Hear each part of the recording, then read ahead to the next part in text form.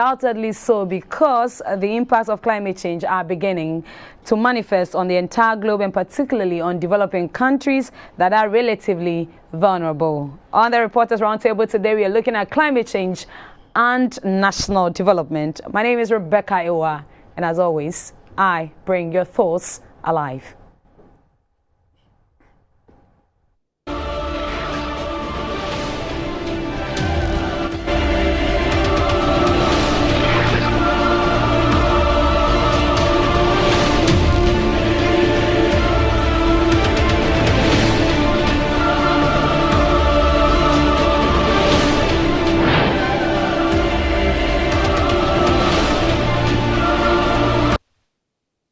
Thank you for staying with us, and to help us do this, I have in studio a climate change expert and a lecturer at the African University College of Communications, Mr. Peter Wonders, and he will be helping us delve deeply into this issue of climate change and national development. And also in studio, I have Seth Awuah. Seth Awuah is an editor-in-chief with Radio Ghana and also the producer for Behind the News. You can also join us by phone on 0557 446 429. 0557 446 429. Send us a WhatsApp, send us a message on what you think we can do to help us develop and also help mitigate against climate change and its adverse impact.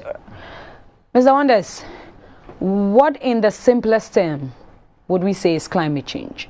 Climate change is about a change in weather pattern as a result of the emission of greenhouse gases, and its composition is carbon dioxide, nitrous oxide, and methane. And our activities has resulted to where we are today. So if you say climate change, simply a change in weather pattern. Right, but why is it so important? Because as it stands today, the world is depleting. And a clear example is Qatar. Quite recently, we saw some videos from Qatar, and those who live along the sea can attest to the fact that we are losing our lands to the sea. And you ask yourself, what is the problem? Sometimes people may think that we've offended the gods, for which reason we are going through this, or it's a punishment from God on us, which is false. As it stands today, global warming, the world is so warm as a result of these emission of greenhouse gases. And when it happens this way, the glaciers will melt, the one on the land and then in the sea. And as they are melting, where do they go? They find their way directly into the sea. So meaning the sea level will do what? Will rise. As it rises, what happens to the land?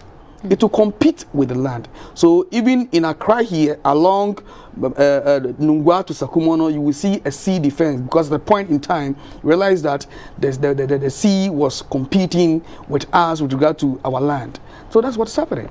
So if we don't mitigate it, it means that we stand for doom. Let me come to Seth. With what Mr. Wonders has said, how has this change in the climate impacted our economy here in Ghana? Well, the change is obvious. You know, the economy, as we all know, government will always find money to ensure that people are employed, hospitals, schools, and other facilities are provided. But because of this climate change, government will have to find money to at least mitigate the impact. That means, for instance, the coastal erosion that he mentioned, that means government will have to look for money to go and build sea defense walls. And Ada is also another example where we're having serious erosion. Now, instead of government using the money to do something else that will directly benefit all of us, government will be forced to look for money to go and build sea defense wall. Look, this tree planting that we are doing is also costing the country money. But we ourselves have also not helped matters. You see, sand winning. because we want to build, because people need jobs, people go and buy tipper trucks to go and tip sand. Now the question is, where do they get the sand? So if we are close to the coastal area, you think that the sand or the seashore, the sand at the seashore is easy to get. So you take the truck there and then go and load the sand. By so doing, you are creating more room for the sea to get closer to the land. Because at least the presence of the sand takes care of the sea wave. But if you keep on, tipping the sand away, you are exposing the land to sea erosion. And so when we think that in a way, for economic reasons, you can embark on tipping the sand, going to sand winning as we call it. But in other words, you are also exposing the coastal lines or the coastal areas or the coastal communities to the waves. And as we speak, if you go to Anyaukop, Anyanui, Jita, Keta, when you come to Akplo, Toko, and other areas along the coast, Anglo Beach, also somewhere in Takrady, they are all being affected because of sand winning. So when we do this, then we are creating the problem. Somebody will say, as for climate change, it is far away. But in Ghana, we are rather creating the room for the climate change to have an impact. And you see, when things like that are happening, the economic impact is there for a developing country like ours. Because government will have to squeeze scarce resources to find a way of saving the situation. Which in other words, the government could have used the money to do other things that would have directly benefit us as human beings. But we won't listen. So what will government do? Government will always have to look for money. As we speak, I don't know whether even the 10 million that was set aside to be used for feasibility studies for the coastal areas, especially Jifa Gomashi's constituency, Ketu North, Ketu South, all the way to Ada. I don't know whether even the 10 million cedis for the feasibility study is even ready. And even if government has said it, so even if government is able to raise even that 10 million cedis, it will still have to go and use it for the feasibility studies, at least for the construction of the sea defense wall. So the economic impact is there. That is why the world all over, they are doing everything possible. And I remember when the president went to, is it COP21 or COP22 recently, he reminded the international community that, Ghana is a developing country. They've made a huge promise to the developed countries to help us. Now, the money is not forthcoming because they also have a need for their money. So if the money comes, maybe it can cushion us economically. But here's the case, the money is not coming. And your people are feeling the direct impact of the climate change. So you have to squeeze resources in order to solve or mitigate the problem, to mitigate the impact of climate change on your people, because you cannot look at your people and just see them dying or suffering, as the one that happened in Keta or the Aflao area. As we speak, nothing has been done for the people, so they are perching in classrooms and other people's places. Now government will have to look for money to put up accommodation for all of them. Some available accommodation was destroyed. Schools, facilities, health facilities were all destroyed. Now government will have to look for money to go and reconstruct all those facilities. And the money will not come from anywhere except whatever the government will be able to generate as revenue or taxes from us.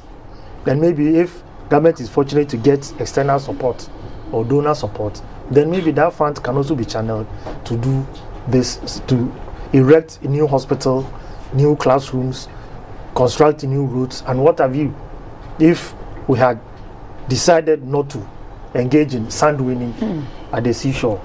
Right, I would like to add to that, but then I would like to digest it to the basic level. We're talking about how it's having impact on the economy. I quite recently I visited Atiwa Forest with my student. I will always cite Atiwa as my case study because I'm used to that area. There was this river that we used to fish. Those days we go with our ajoku, our cage and all that.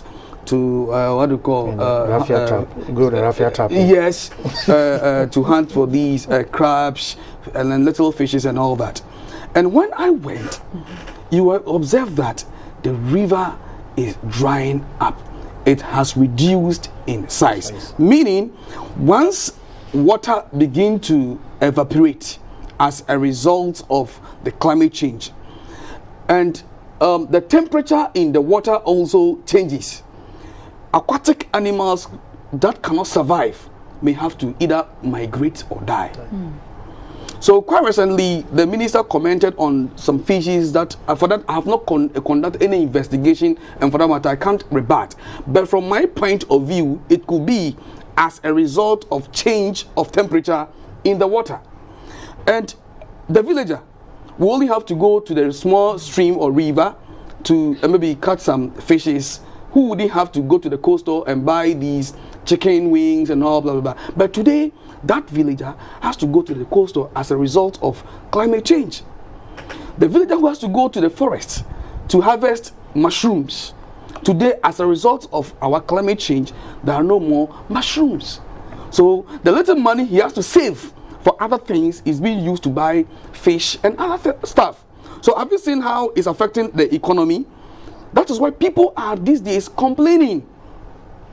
The tuber of yam has reduced in size. The tuber of cassava has reduced in size. The tuber of cocoyam has reduced in size as a result of climate change.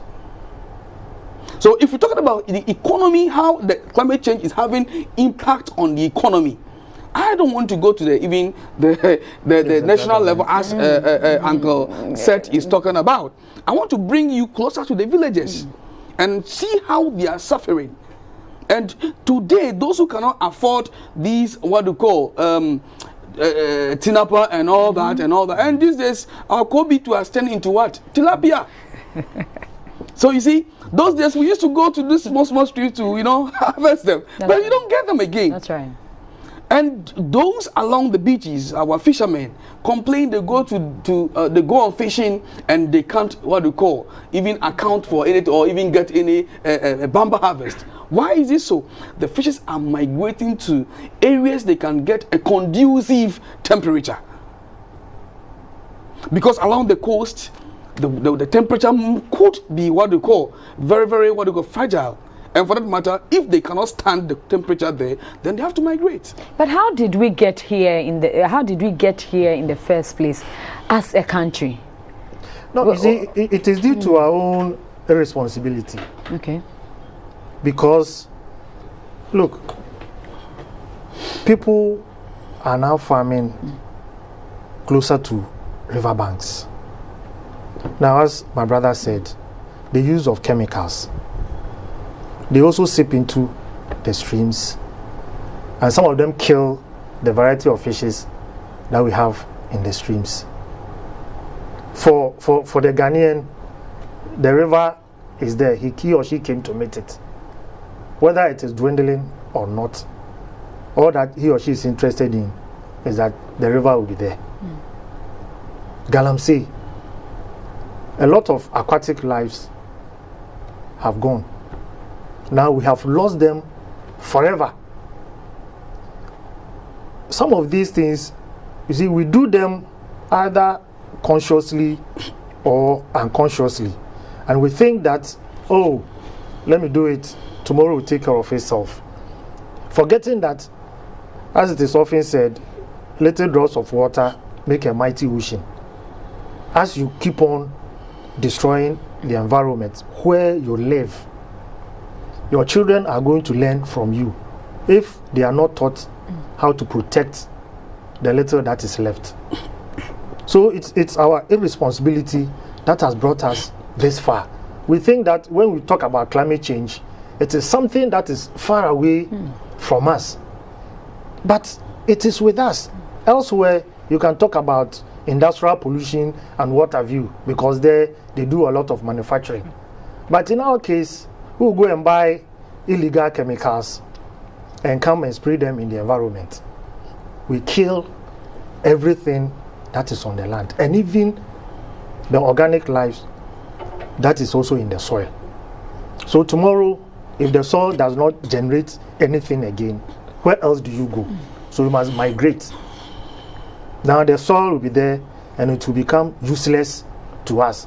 Where you'll be able to look, where you get, let's say if you're a farmer, you use chemicals, where you used to get snails, the snails are no more. Now people are rearing snails.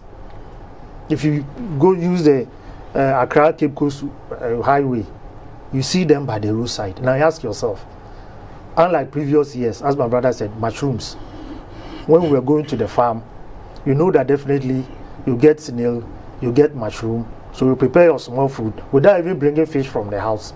You get mushroom, how do you call it, snails and what have you. You can get crabs. Now all those things are diminishing. Now we grow mushrooms behind our houses. Today we are rearing snails. They are no more. If you go to the bushes, you can't find them because we are clearing the land, either for farming or for estate development. Indiscriminately. See, we are doing things unsystematically. Elsewhere, you can't just get up and go and clear a piece of land and put up a building or do anything that will have negative impact on the environment. But here, it is a different ball game altogether. Look, you know Pambros. When I was growing up, that place used to be a Ramsar site with Pambros salt industry. So on our way to the central region, you see different species of birds. So you see all kinds of them, all of them flying up and down. Today they are no more. The place has been filled. Today, as I speak to you, there's a plant there. If you indulge me, I'll mention the name. Empire Cement. They've leveled the place close to Pambros. Now that Ramsar site is gone forever. We have other big facilities all the way to Tetegu and the rest. We have lost that Ramsar site forever. Now, when it rains, today, as you know, people will be complaining about Accra, Barrier, Kasua Road. What happened? Look at what we've done to the hill at the broadcasting if we are going to Kasua. That is the impact. And nobody is taking on anybody. We have caused it. People go there to win sand. They cut parts of the hill. And that is what they have been doing. They will cut parts of the hill and use it as sand. They tip them away. Others are also building. They've destroyed the whole place. So why won't that portion of the stretch from the Barrier to broadcasting flood? Today, when we are even going to broadcasting, where GBC has and the images are live. Yes. Yeah. When GBC has facilities. Now, when it rains, the runoff carries a lot of sand onto the road. What happened? Because of our own irresponsibility. And the time has come for the authorities to be up and doing. Look, implement the laws. You see, we have beautiful, beautiful laws, nice laws. Unfortunately, implementation is a difficulty because I know you also know wonders. You see, so it is very difficult. So when wonders will have to be punished, wonders will come to you. Now you have to come and intervene or intercede on his behalf. So it's our own irresponsibility that has brought us this far. And it appears the authorities are helpless. They must act because it is becoming too much. Look, the few days that it rained, you saw the flooding of all over the place. When was the last time you saw a thing like that? Somebody will say June 3rd, 2015 or so. Since then, have you seen what is happening? If you don't do anything now, the next year comes, it will be worse than what you're experiencing now. Right, if you don't do anything now, it will be worse than what we are experiencing. It is the Reporters Roundtable, and we are looking at climate change and national development, and we'll go for a quick breather. When we come back, I'll find out from the climate change expert, what more we can do to mitigate the direct and indirect effects of climate change on our country, so that we can have a sustainable economy. Be with us, and I hope by now you are gathering your thoughts, and you'll be sending us the message, the WhatsApp, to contribute to the program. We'll be back. Stay with us.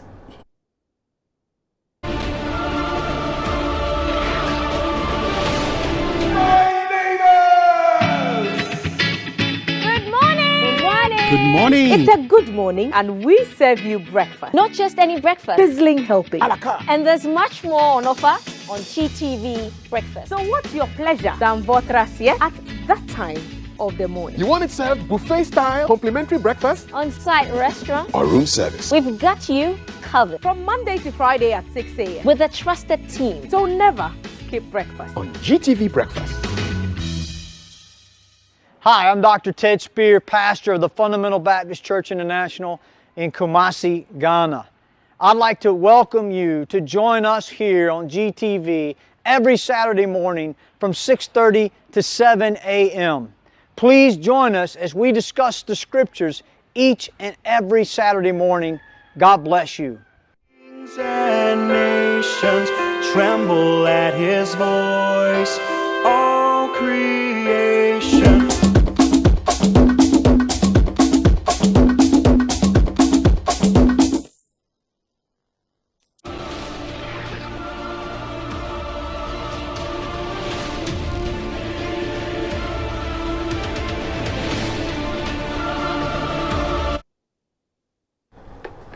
Hello, welcome back to the Reporters Roundtable, where we are discussing the issues from all angles and from all sides. And today we are looking at climate change and national development. I'm in here with the climate change expert, Mr. Peter Wonder, and also the editor-in-chief at Radio Ghana and the producer of Behind the News. We're looking at climate change. Before we went on the break, Seth was on a point that the authorities that be must act now, or we suffer the consequences years to come, or even a year to come. What more do you think we can do to mitigate either the direct, the indirect impact of climate change on the sustainable development of our country? Okay, I will first take you to the motorway. Okay. Before you get to the is it a flyover, or they call it the bridge that links Tema to Ashama, on that stretch you will see some guys who normally burn car tires, E-waste. yes, and other stuff. I think it's a high time we stop them. They emit a lot of gases into the atmosphere, which adds, I wouldn't say, because most of these is from what we call the industrialized world. But in our own small way, if we want to mitigate climate change, then our ways of managing waste must be taken into consideration. Those days in the 80s and early 90s, we had what we call the tankasi. Yeah. Where they come to the house and everybody has to run away if you don't put your house in order. Today, where are they? We also go about, cutting down trees, these rose rules, and name them. And they are all adding to, because the reason why we are having the impact now is that the carbon sinks has reduced in size. And if I say the carbon sinks, they are the trees.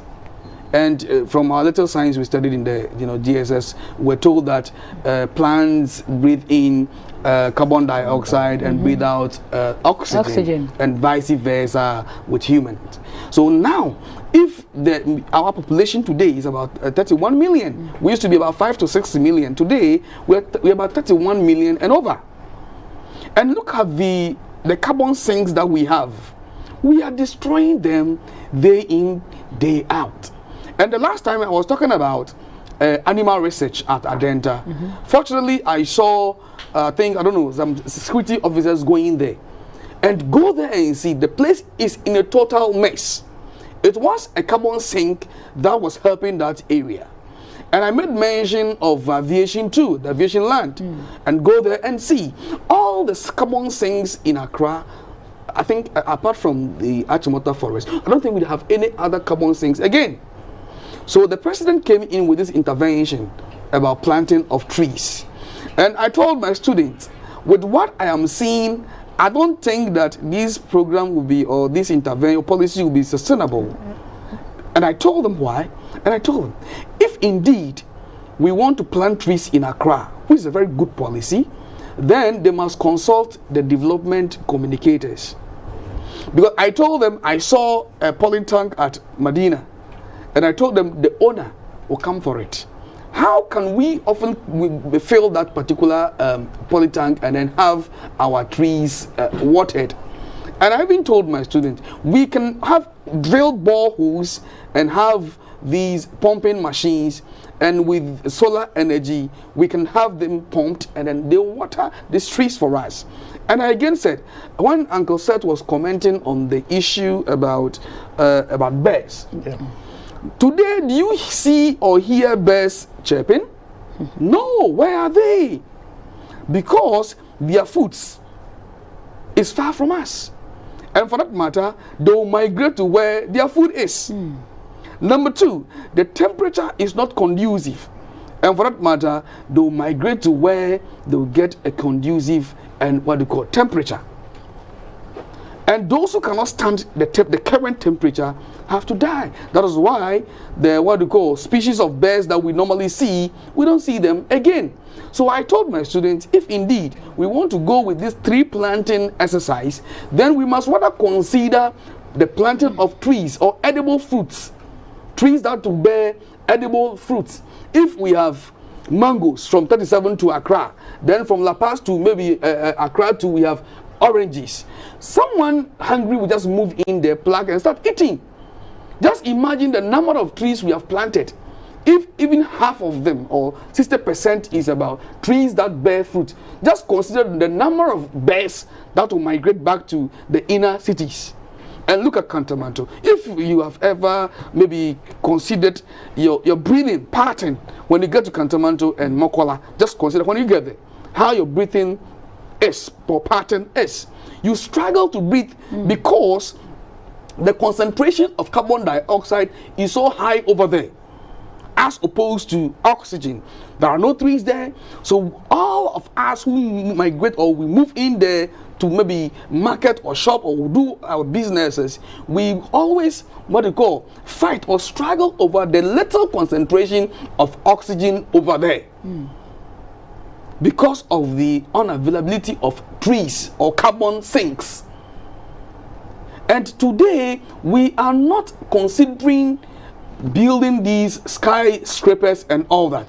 And for that matter, the little land in Accra has been exhausted.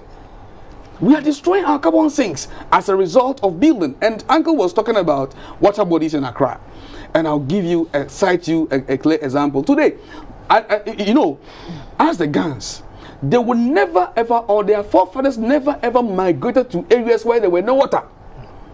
And those days, people migrated to safer places and places they can have access to water. Meaning every settlement was along water body. Is that not it? Yeah, it is. Good. Today, do you see rivers in Accra?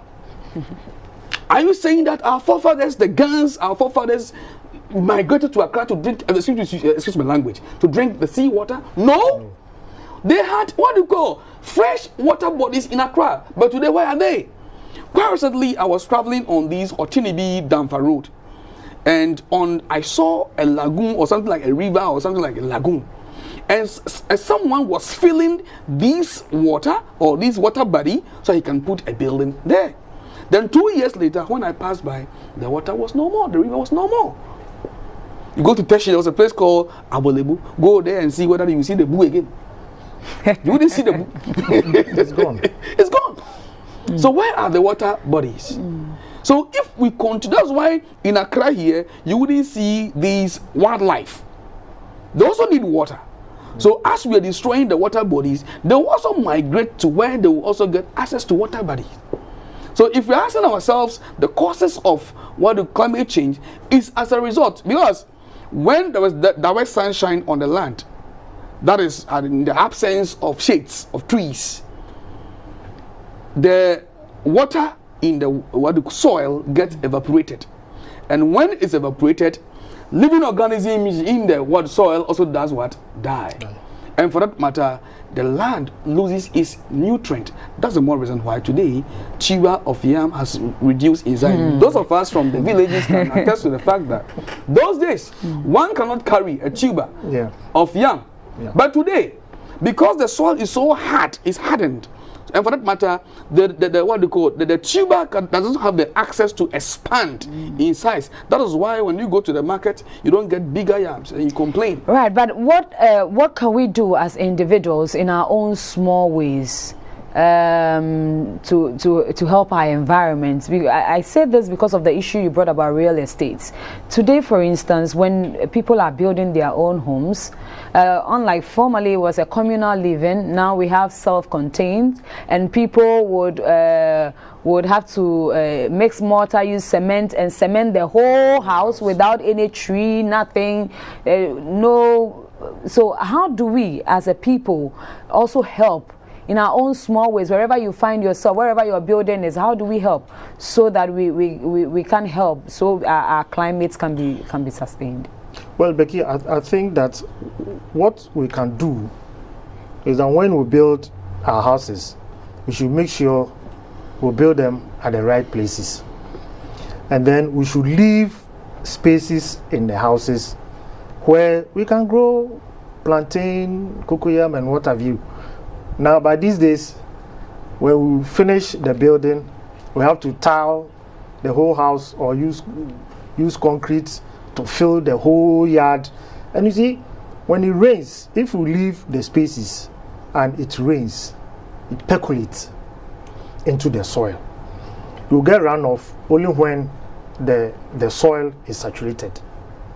But these days, we don't do it like that because our children will make themselves dirty. And we ourselves will become dirty when it rains and you walk through the mud. You destroy your shoe, your veranda, your hall. So we decide to make every place concrete. Some others they have tiles, floor tiles on the compound. Now when it rains, the water must find a way out. Now when you were building your house, you left some small holes in the walls that you have built. So when it rains, the rain will pass through those holes. Now ask yourself, when they leave your compound, where is the runoff going? Right, when they leave your compound, where is the runoff going? I have this message where it says, please, listening to your program, I'm surprised we as a country have still not resettled the displaced people at Keta, but investing so much money and millions of cedis in a building called a church building. Okay, I guess you're referring to the National Cathedral, which God will live, and in that structure, when his children have no place to lay their heads, it's a big shame. Unfortunately, you didn't add your name. Kindly add your name and let us know where you're sending us this from. And this one says, as for climate change matters, I am blaming government. Ministers of national resources, MPs, chiefs, and assemblymen, because they are the cause.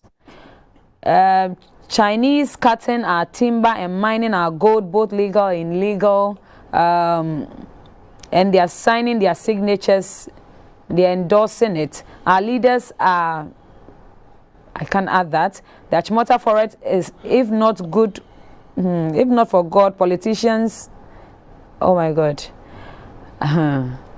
I know you are very angry, but this is a national platform. In as much as we are very angry as to what is happening, I am a cause of it, you are a cause of it. It is not just the government, it is not just the minister. Let's all find ways and let's profess solutions to fighting climate change, because it is something the world over, not only in Ghana, but as Ghanaians, what can we do? Let's quickly look at how we, soon it has been announced that there is the amphibian phenomenon where Ghana will be experiencing very colder conditions other than previous years. And is this related to climate change? Because with it will come a lot of adverse effects. We're going to have cold, we're going to have fevers and all of those. Is that related to climate change? Of course, yes. Last I was saying in one of his stations is that the myriad of sicknesses the skin cancer, eye problem, is as a result of the depletion of the ozone layer. Now that the ozone layer has been depleted and there is direct sunshine on us, we should expect all this. And you know, climate change also brings about these pairs in Somalia. I think either Somalia or Kenya, one of the countries. I'm sorry. You observe they had a problem with pests, and climate change is a cause of that.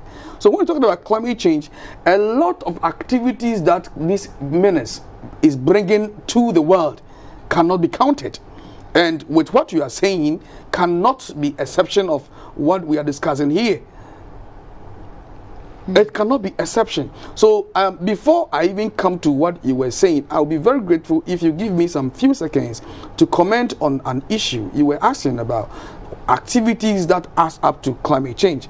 And I think we didn't exhaust that. About burning of our rubbishes in our homes, I don't think that we are taking what we call care, or we're taking what we call a lot of. There's a lady behind my building who always has to burn the rubbish at home. And once upon a time, I had to confront her, and the insult she rained on me, you can't even comprehend. And the usage of cars. Today, look at the number of aircraft that leaves Ghana a day, and the number of aircraft that comes in. And everybody wants to own his or her own private car. And that is a contributing factor to climate change. It's part of it anyway. So if we want to indeed mitigate climate change, then we should think about our transport system too.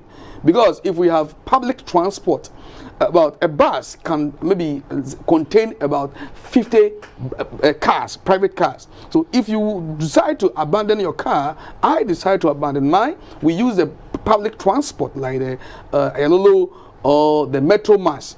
Look at the number of cars that we can emit. Yes, yeah. And sometimes the older cars also emit most of these greenhouse gases we're talking about. So if we continue to emit, then what you are saying, the world will continue to change. And every activity that happens in the macro environment affects the micro environment. So anything that is happening in any other country will affect Ghana.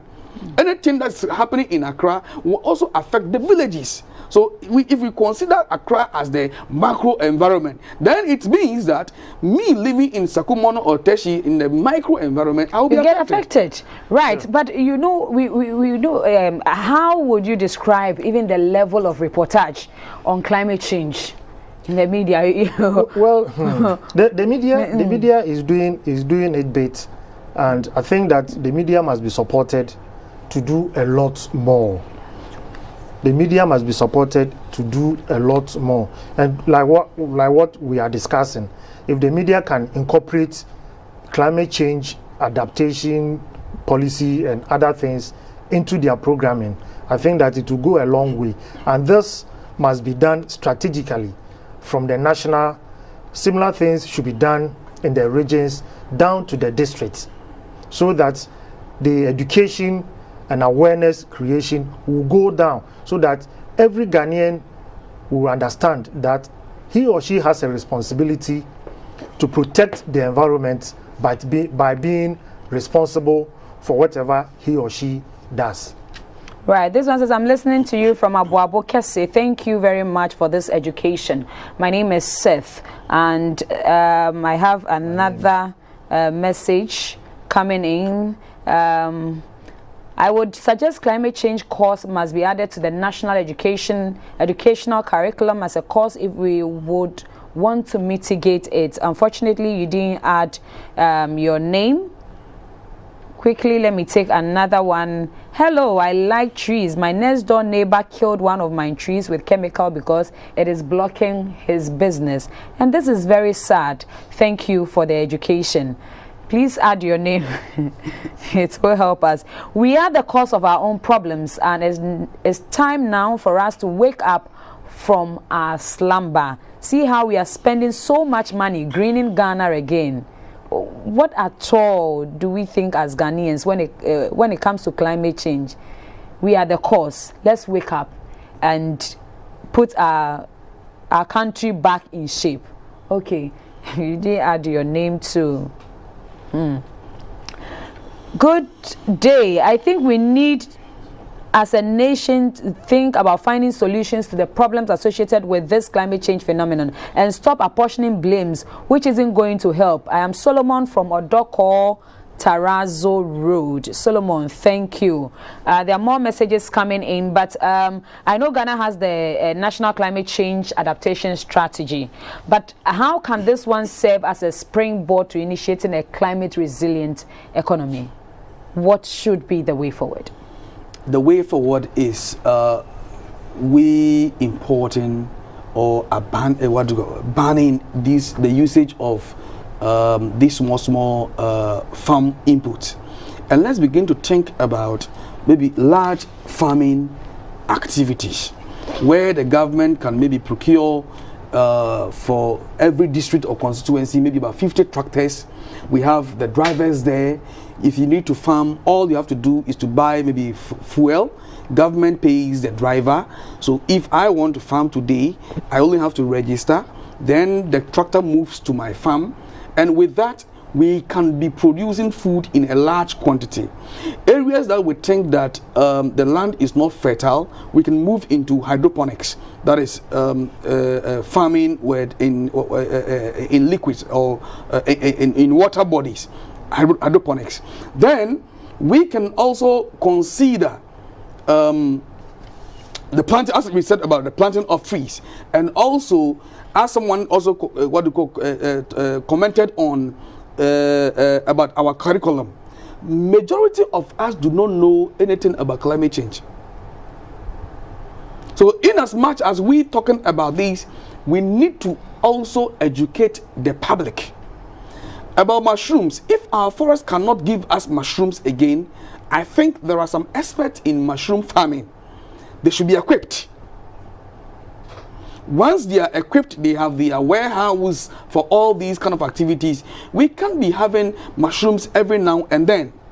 Again, I said that we should move away from grammar courses into technical courses, where certain courses that we study in schools, we should abandon them and start moving to technology, because the world today is about technology. Any country doesn't move into technology cannot survive. So if indeed Ghana wants to mitigate it, then we should think about technology. If not so, we can look at Odona, the only storm drain over there. If we have a proper technology, I'm very sure every now and then there wouldn't be overflow of what they call water, although we are the cause of our own problem. But I'm saying that every now, I remember some time ago, I think Mr. Ibrahim Mahama came on board to what they call, he has technology. Yeah. So we can, as a nation, maybe develop our people, our engineers, then we move away from engineers in the book. Where engineers on the field. Thank you very much. Where they cannot handle. Let me give the last minute to say. Please go ahead. They cannot have done that. I'm sorry to say, a simple screwdriver, but then they will move to the field and then function. That's all. Say. Well, let me say that, Becky, Ghana National Climate Change Adaptation Strategy. When was the last time you heard it? You see, as I said earlier, we have nice policies, we have nice programs. I'm sure this one is only the climate change experts who will understand it and know its content. I think that the time has come for us to be given the opportunity to know what is contained in the Ghana National Climate Change Adaptation Strategy, so that we can break it down for the people to understand. But now I'm sure it's about 150 or 350 page document containing the strategy. You see, now everybody will be doing whatever he or she pleases. But when this one, for instance, media training, for us to be exposed to this strategy, I'm very sure that on our own we can go out there through our programming, encourage the people to also understand what we are confronted with. It's a huge problem that is confronting us, and if we don't take serious and pragmatic steps, look, one day when it bursts into our face, the consequences will be dire. Now we are not seeing it with this small flooding, then we are crying. Now when it rains all the way from the breed that all of us knew, the green hell all the way, Now today, go and see what is happening there. You see, for broadcasting, it's the one, the sun that comes to the road, so we see it. But every, the water runs all the way to the Odo. Today, with a few days of raining, go and see. It is more than half of it is sand. Now the question is, where did the sand come from? Because we have chopped parts of the hill. So when it rains, instead of the plant there holding the soil, the water carries the soil along, all the way from Ebri into the Odo. So government will desert. I've seen about 3 excavators or 4 at that place. I tell you, my sister, they will excavate everything. In 2-3 days, when it rains again, the sun will come up again. So we are doing cost 90. We are doing cost 90. But when we understand the climate change adaptation strategy that government of Ghana has spent so much to put it together, look, the time has come for us to break it down, for every Ghanaian to understand that everybody has a responsibility, and not government alone, to ensure that we live in a harmonious environment. We don't have to, cry about the effect, though they may come. But when we begin to do things responsibly, we won't have the effect, because most of our challenges are caused by us. And Dora agrees with you. I agree with you very much, and that is coming from Dora. She says we are the cause of all the floods that come with climate change. More trees mean more rain, so we should teach our children not to put waste into drains, and that is coming from Dora. This one says, kudos to you, and may Allah bless you and your able panel for saying it as it is. If the tree dies, the last man die. I'm appealing to our millionaires, instead of funding other things, they should also consider funding the government to plant more trees, and also put up an initiative of that sort. This one says, my name is Mr. Ejekum. I have lived in Germany for years. Please, we used to have Kimbu Gardens in the 90s. I have seen a mega building built in the Kimbu Gardens where we used to rest in Kimbu. Where at all is this coming from? And that is coming from Mr. Ejekum. This one, you don't want the truth, because we had rosewood packed in containers, and assemblymen and committees came to arrest us. But in the documents, the signatories were from above. So why are we still talking about climate change when we can't tell the authorities to the face that they are the cause? And this one is coming from Sammy J.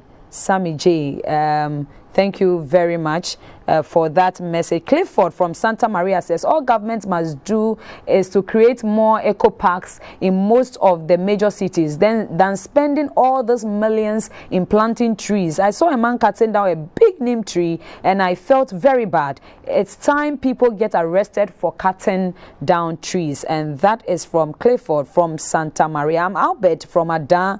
Thanks for the education, Rebecca and your team. My question is, as a nation, how can we reduce the change in solar variation? And perhaps we'll bring an energy aspect someday here, so that the person can give us more insight into that. I would suggest climate change course must be added to the national curriculum, and you didn't add your name. That has also been suggested. But let me give us 5 more minutes, so that